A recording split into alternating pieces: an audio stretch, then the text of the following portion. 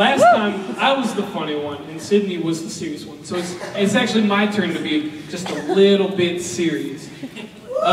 With my disease, it is really hard to talk about because it's something that I struggle with and continue to struggle with. It is very hard for me to talk about it. So if I, get into it a little bit too much, it's not my fault. What I'm going to talk about tonight is fear. And you think somebody, Austin, you're big. What would you be afraid of? You're a big guy. You're a big guy. Who would mess with you? You know what I'm saying? But let me talk to you about what fear is. Fear starts out small. Like, the devil comes up and he whispers something really small in your ear. And you kind of forget about it later, but then you start thinking about it. And then it starts growing inside you until it takes over. It's like it takes over your whole life, surrounds about that one fear. I found a disease, but then I found out that somebody else was using it, so I had to change it. And thanks to Sarah, I have a good one. And it works.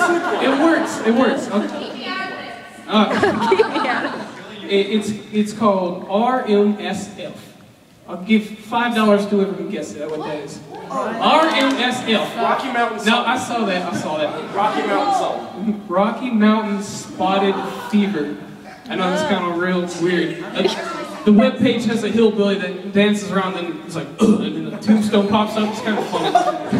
What is he talking about? I know that's bad, but it's a bad website. So what RMSF is it starts out as a tick, and a tick bites you.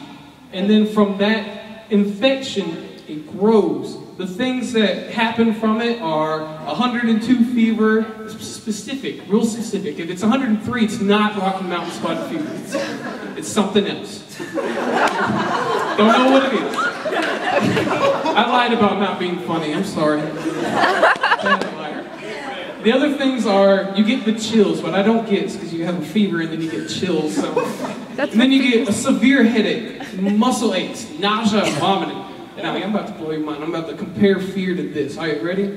With the severe headaches, it's like, why would you want to pray?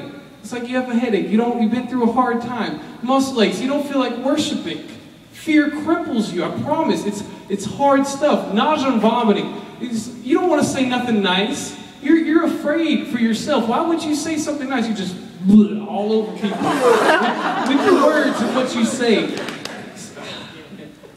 Now, with my fear, it started out real small. It started out and the devil came up to me one day, and I was a freshman. I will never forget the day. He walks up and he's like, literally, he walks up and he's like, hey, is God really weird? Really here? Is he really there? Is he really next to you all the time? And it started out that small until it grew into something, and it's still to this day, I struggle with it. Does God have a future for you? Because, we all hear it all the time that God has something for you, but does he really? And that continued to haunt me, continued to build up in me. And until one day I got fed up and I was like, Pastor Danny, I don't know what to do. This is killing me. And I need something. Because, I don't like talking to people about my problems. But sometimes you just have to go to somebody that has better answers than you do. So I went to him, and he pointed me to this one chapter. It's a whole chapter.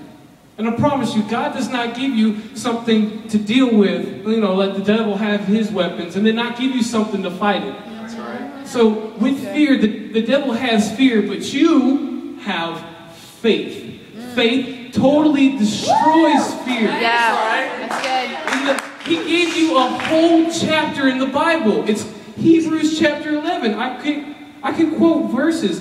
The first verse. Now faith is confidence in what we hope for and assurance about what we do not see. I can't see what my future is. Yeah. That's like 20 years down the road. But right there, he knew that we were going to struggle with something like this, that I was going to struggle with something like this. So he told somebody to write this in the Bible. I don't remember who it was.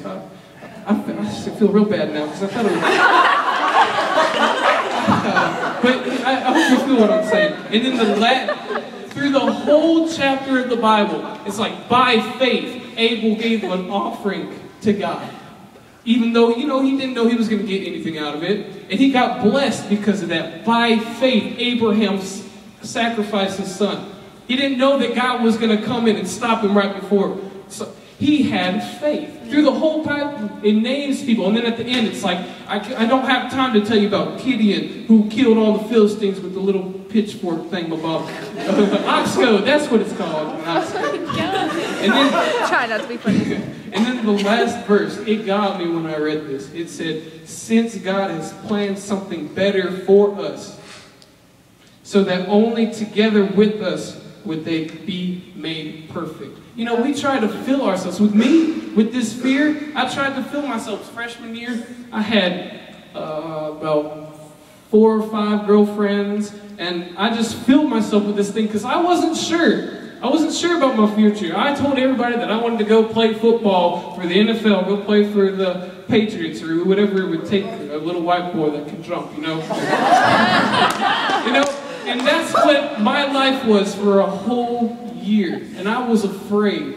Until now, I have this book in the Bible. Through the whole book, it says, do not be afraid. Do not fear. No fear through the whole Bible. I just pointed out that one chapter. But the only fear that it says is fear God. But that's a little bit different. That's another sermon, another time. So I hope that I hope that y'all get what I'm saying. With fear, the devil has his weapon, but we have faith. And with faith, we can believe that God is there and that God has something planned for us. Thank you.